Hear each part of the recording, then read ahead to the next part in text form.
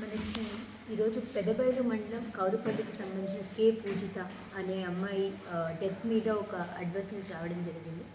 So దాని మీద వివరాలు, దానికి సంబంధించి ఇటువంటి ఆ సంఘటనలు ఫ్యూచర్లో మనకి జరగకుండా ఉండాల్సినందుకు మెడికల్ సైడ్ నుంచి, పేరెంట్స్ సైడ్ నుంచి, స్కూల్ సైడ్ నుంచి తీసుకోవాల్సిన జాగ్రత్తల కోసం మనం ఈరోజు ఈ మీటింగ్ పెట్టుకోవడం జరిగింది. సో మనకి అమ్మాయికి సంక్రాంతి సెలవుల కారణంగా 7వ తారీఖున అమ్మాయి స్కూల్ నుంచి ఇంటికి తీసుకెళ్ళడం జరిగింది.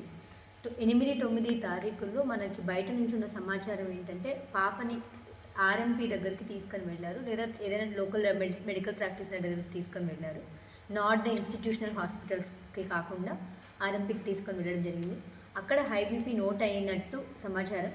మన ఏఎన్ఎంస్కి, మన ఎంఎల్హెచ్పీస్కి తెలిసిన విషయం ఏమిటంటే అమ్మాయికి ఆరోగ్యం బాగాలేకపోవడం వలన బయట ఎక్కడో తీసుకెళ్లారు అనే సమాచారం రావడం వలన అమ్మాయి పేరెంట్స్కి కాల్ చేసి తీసుకొని రమ్మని చెప్పడం జరిగింది. దాని తర్వాత అమ్మాయి వాళ్ళ పేరెంట్స్ మనము ట్రెడిషనల్ మెడిసిన్ ఇవ్వడం వలన ఇప్పుడు విఘటిస్తుందేమో, మేము ఇప్పుడు ఏమైనా మనం తీసుకొని వస్తే మెడిసిన్ కానీ ఇంజెక్షన్ కానీ ట్యాబ్లెట్ ఏమైనా వేస్తే అది ఇది రెండు కలిపి విఘటిస్తాయేమో అని చెప్పేసి మొదటన వాళ్ళు రావడానికి నిరాకరించారు. మన teachers and also medical department ఇద్దరు పర్సిస్టెన్స్ చేయడం వలన 10వ తారీఖున మన పిహెచ్సికి వచ్చారు. ఆ రోజు మనకి పెదబయలు పిహెచ్సిలో పాపకి బీపీ చెక్ చేస్తే బీపీ మనకి 110/70 ఉండడం జరిగింది. బ్లడ్ షుగర్ నార్మల్ ఉంది, హిమోగ్లోబిన్ కూడా 8.69 ఉంది.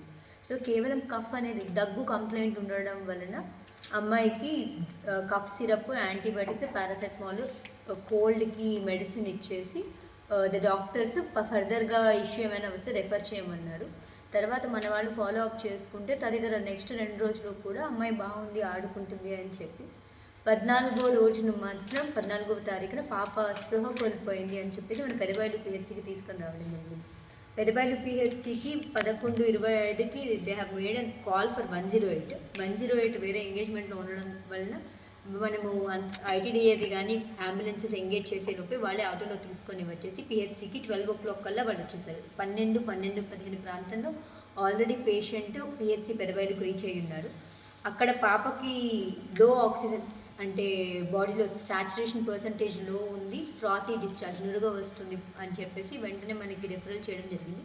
ఎటువంటి అంబులెన్స్ డిలే కూడా లేకుండా మనకి వెంటనే కూడా జీజీహెచ్కి రావడం జరిగింది. జీజీహెచ్కి వచ్చిన తర్వాత పాప 140కి రీచ్ అయింది. అప్పటికే పాప పరిస్థితి విషమంగా ఉండడం వలన వీళ్ళు చేయాల్సిన అత్యవసర ప్రొసీజర్స్ అన్నీ కూడా చేశారు. బీపీ కంట్రోల్ చేయడానికి మెడికేషన్ ఇచ్చారు, కఫ్ కంట్రోల్ చేయడానికి, అలానే లోపల ఇష్యూస్ ఏమైనా ఉండడానికి కూడా they have immediately started her on the procedures. కానీ మనకి పాపని కాపాడలేకపోయారు. 155కి పాప was declared that she is deceased. So మనకి ఇది చాలా బాధాకరమైన పరిస్థితి. ఓవరాల్గా సంఘటన మనము ఫ్లో చార్ట్ చూసుకుంటే మనకు ఏమని అర్థమవుతుంది అంటే, మొదటన పాపని ఇష్యూ ఉంది, ఏదైనా అమ్మాయి ఇబ్బందిగా ఉంది అనగానే మనం మెడికల్ ఇన్స్టిట్యూషన్స్కి రాకుండా లోకల్గా వెళ్ళడం జరుగుతుంది.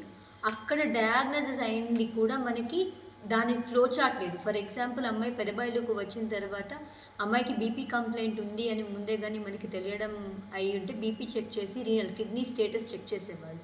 కానీ ఆ రోజు కిడ్నీ స్టేటస్ బీపీ చెక్ చేస్తుంటే రెగ్యులర్గా చెక్ చేసే చెకప్లో బీపీ నార్మల్ ఉంది, 110/70. సో మనకి పేరెంట్స్కి అందరికీ మేము చెప్పే రిక్వెస్ట్ ఏంటి అంటే, పిల్లలకి కొంచెం నలతగా ఉన్న, అస్వస్థతగా ఉన్న, మనకి ఫీవరే కదా లోకల్గా చూపించేద్దాం సరిపోతుంది, లేదంటే దగ్గే కదా అని మనం నిర్లక్ష్యం చేయడానికి ఉండదు.